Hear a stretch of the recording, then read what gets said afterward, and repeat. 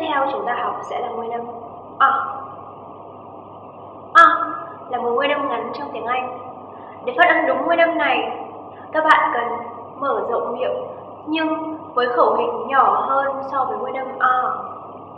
Đồng thời thả lỏng môi, và khi phát âm, chúng ta sẽ phát âm nguyên âm này với độ dài kém nguyên âm a khoảng 2 lần.